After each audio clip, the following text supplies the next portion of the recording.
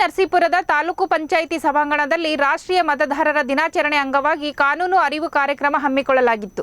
ಸದ್ಯ ತಾಲೂಕು ಕಾನೂನು ಸೇವಾ ಸಮಿತಿ, ತಾಲೂಕು ಆಡಳಿತ, ವಕೀಲರ ಸಂಘ, ತಾಲೂಕು ಪಂಚಾಯಿತಿ, ಶಿಕ್ಷಣ ಇಲಾಖೆ, ಪುರಸಭೆ ಸಹಯೋಗದಲ್ಲಿ ಈ ಕಾರ್ಯಕ್ರಮ ನಡೆಯಿತು.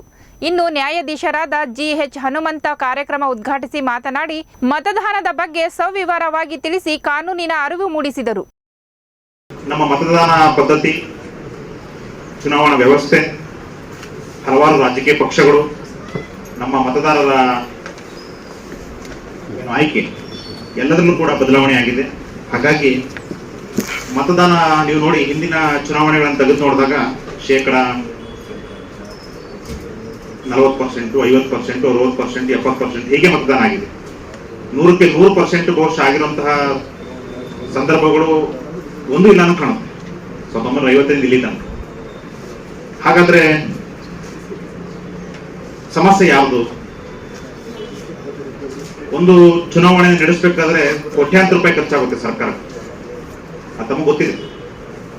ಆದ್ರೆ ಪವಿತ್ರವಾದಂತಹ ಕರ್ತವ್ಯವನ್ನ ನಾವು ಮಾಡಲ್ಲ ಅಂತ ಹೇಳಿದ್ರೆ, ಭಾರತೀಯ ನಾಗರಿಕರು ಅಂತ ನಾವು ಎದೆಮುಟ್ಟಿ ಹೇಳ್ಕೋಬೇಕಾದ್ರೆ, ಮತದಾನ ಎನ್ನುವ ಪವಿತ್ರ ಕರ್ತವ್ಯ ನಾವೆಂದೂ ಕೂಡ, ನಮ್ದು ಏನೇ ಕೆಲಸಗಳಿದ್ರು ಕೂಡ ಅದನ್ನ ಬದಿಗಿಟ್ಟು ನಾವು ಮಾಡ್ಬೇಕಾಗ್ತದೆ.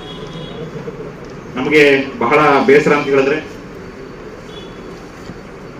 ನಾಗರಿಕರು ಅಂತ ನಾವೇನ್ ಕರೆಸ್ಕೊಳ್ತೀವಿ, ಸುಶಿಕ್ಷಿತರು, ಶಿಕ್ಷಣವನ್ನು ಪಡೆದಿರಂತ ನಾವು, ಸರ್ಕಾರಿ ನೌಕರರು, ಎಲೆಕ್ಷನ್ ಅಂತ ಹೇಳಿದ್ರೆ ಹಾರನ್ ಡಿಕ್ಲೇರ್ ಆಗುತ್ತೆ, ಬಜೆಟ್ ಡಿಕ್ಲೇರ್ ಆಗುತ್ತೆ, ಹಿಂದೆ ಮುಂದೆ ಒಂದು ರಜಾ ಹಾಕೊಂಡು ಊರಿಗೆ ಹೋಗ್ತೀವಿ. ಹೌದಲ್ಲ?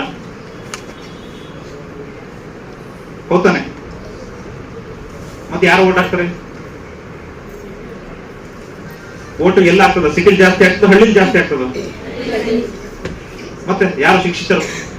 ನಾಗರಿಕರು ಯಾರು? ನಾವಲ್ಲ? ನಾವು ಕೂಡ ನಾಗರಿಕರೇ.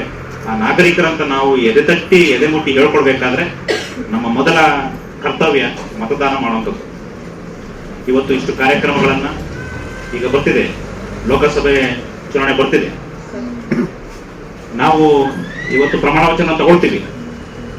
ಮತದಾನ ಪದ್ಧತಿ ಅಂದ್ರೆ ಹೇಗೆ, ನಾವು ನಾಗರಿಕರು ಯಾವ ರೀತಿ ನಡ್ಕೊಳ್ಬೇಕು, ನಮ್ಮ ದಾರಿ ಹೇಗಿರ್ಬೇಕು, ನಮ್ಮ ಮಾರ್ಗ ಹೇಗಿರ್ಬೇಕು ಅನ್ನೋದನ್ನ ನಾವು ಹೇಳ್ತೀವಿ. ಆದ್ರೆ ಅದನ್ನು ಸಾಕಾರಗೊಳಿಸ್ಬೇಕಾದ್ರೆ ಇಟ್ ಈಸ್ ಯುವರ್ ರೈಟ್. ನೀವು ಇಂಥವ್ರಿಗೆ ಹಾಕಿ ಅಂತ ಯಾರು ಹೇಳಲ್ಲ.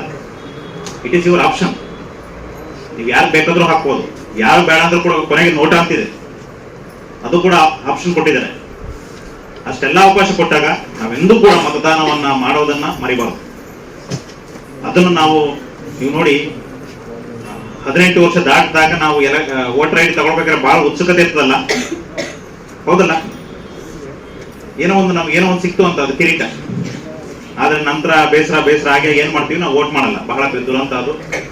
ಎಲೆಕ್ಷನ್ ಅಂತ ಹೇಳಿದ್ರೆ ನಮ್ಗೆ ತಾತ್ಸರ ಇದೆ, ಅದು ಖಂಡಿತ ಹೋಗ್ಬೇಕು. ನೀವು ಒಂದು ಹಳ್ಳಿಯಲ್ಲಿ 100 ಜನ ಇದ್ದಾರೆ ಅಂತ ಹೇಳಿದ್ರೆ 100 ಜನನೂ ಕೂಡ ವೋಟ್ ಮಾಡ್ತಾರಂತ ನೀವು ನೋಡ್ಕೊಳ್ಬೇಕು. ವಿಶೇಷವಾಗಿ ಬೂತ್ ಲೆವೆಲ್ ಕೆಲಸ ಮಾಡುವಂತ ಆಫೀಸರ್ಸ್ ನೀವೇನಿದ್ದೀರಿ, ನಿಮಗೆ ನನ್ನ ಒಂದು ರಿಕ್ವೆಸ್ಟ್ ಅಂತ ಹೇಳಿದ್ರೆ, ಪ್ರತಿ ಹಳ್ಳಿಲೂ ಕೂಡ ನೀವು ಕೆಲಸ ಮಾಡ್ತೀರಿ, ಪ್ರತಿ ಹಳ್ಳಿಗೂ ಕೂಡ ಹೋಗ್ತೀರಿ. ಆ ಮನೆಯಲ್ಲಿ 18 ವರ್ಷ ದಾಟಿರುವಂತ ಪ್ರತಿಯೊಬ್ಬರು ಕೂಡ ಮತದಾರರಾಗಿ ನೋಂದಣಿ ಆಗಿದ್ದಾರೆ ನೋಡ್ಬೇಕು. ಎಲ್ಲ ಡಾಟಾ ಕೂಡ ನಿಮ್ಮ ಹತ್ರನೇ ಇರುತ್ತೆ.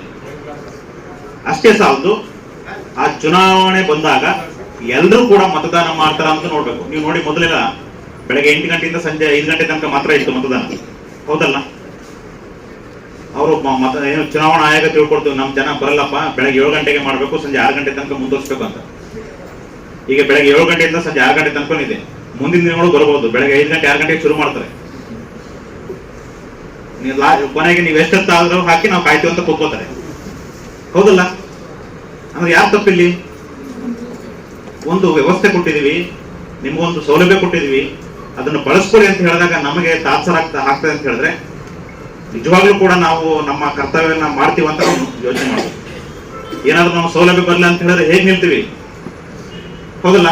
ಗುಂಪು ಕಟ್ಟುತ್ತೀವಿ, ರಸ್ತೆ ಅಡ್ಡ ಕಟ್ತೀವಿ, ವೆಹಿಕಲ್ ತಲೆ ತೂರ್ತೀವಿ. ಆದ್ರೆ ನಮ್ಮ ಕರ್ತವ್ಯ ಅಂತ ಬಂದಾಗ 10 ಜನ ಕರ್ಕೊಂಡೋಗ್ತೀವಿ, ಓಟ್ ಹಾಕ ನಡ್ರಿ ಅಂತ ಕರ್ಕೊಂಡೋಗ್ತೀವಿ. ಕರ್ಕೊಂಡೋಗೋರು ಬೇರೆ. ಆದ್ರೆ as A citizen of A nation ಆಗಿ ನಾನು ಹೇಳುವಂಥದ್ದು, ನಮ್ಮ it is A fundamental duty, not only the fundamental right. ಕೇವಲ ಮೂಲಭೂತ ಹಕ್ಕಲ್ಲ, ಮೂಲಭೂತ ಕರ್ತವ್ಯ. ನನ್ನ ಕರ್ತವ್ಯ ನಾನು ಚಲಾಯಿಸಿದ್ರೆ, ನಮಗಿರುವಂತಹ ಹಕ್ಕನ್ನು ನಾನು ಕೊಡಿ ಅಂತ ಧೈರ್ಯವಾಗಿ ಕೇಳ್ಬೋದು, ಹೌದಲ್ಲ? ಈಗ ಮುಂದಿನ ದಿನಗಳಲ್ಲಿ ಬರ್ತದೆ, ಹೇಳಕ್ ಬರಲ್ಲ. ಯಾರು ಓಟನ್ನ ಹಾಕಲ್ಲ, they are not entitled to any government facility ಅಂತ ಬರೆದ್ರೆ 100% ಓಟ್ ಆಯ್ತು, ಖಂಡಿತ ಆಗ್ತದೆ. ಖಂಡಿತ ಆಗ್ತದೆ. ಅದನ್ನ ನಾವು ಮಾಡ್ಕೊಡ್ಬಾರ್ದು ಯಾವತ್ತು. ನೋಡಿ, ಒಂದು ಸಿಸ್ಟಮ್ ಇರ್ತದೆ, ಸಿಸ್ಟಮ್ ಅಲ್ಲಿ ಜನರ ಒಳಿತಿಗೆ ಸಿಸ್ಟಮ್ ಇರ್ತದೆ. ಅದು ಕಾನೂನು ಆಗಿರ್ಬೋದು, ಅದು ಯಾವುದೇ ಸೌಲಭ್ಯ ಆಗಿರ್ಬೋದು, ಎಲ್ಲ ಕೂಡ ಇದ್ದಾಗ ಅದನ್ನ ನಾವು ಯಾವುದೇ ತೊಂದರೆಗೆ ಒಳಗಾಗದೆ ಬಳಸ್ಕೊಳ್ಬೇಕು. ಅಥವಾ ಅದರಲ್ಲಿ ಲೋಪದೋಷಗಳನ್ನು ಹುಡ್ಕೊಳ್ಳೋದು, ಅಥವಾ ಅದರಲ್ಲಿ ನಾವು ಸರಿಯಾಗಿ ಮಾಡದಿರೋ ಸಂದರ್ಭದಲ್ಲಿ ಈ ರೀತಿ ಕಟ್ಟುನಿಟ್ಟುಗಳನ್ನು ಹಾಕುವಂತ ಸಂದರ್ಭ ಬರುತ್ತೆ. ಯಾಕೆ ಈ ಮಾತು ಹೇಳ್ತಿದ್ದೇನೆ ಅಂತ ಹೇಳಿದ್ರೆ, ಯಾವುದೇ ಕಾನೂನು ಆಗ್ಬೋದು, ಯಾವುದೇ ವ್ಯವಸ್ಥೆ ಆಗ್ಬೋದು, ಯಾವುದೇ ಸೌಲಭ್ಯ ಆಗೋದು ಅದು ನಮ್ಮ ಒಳಿತಿಗಾಗಿ ಮಾಡುವಂಥದ್ದು.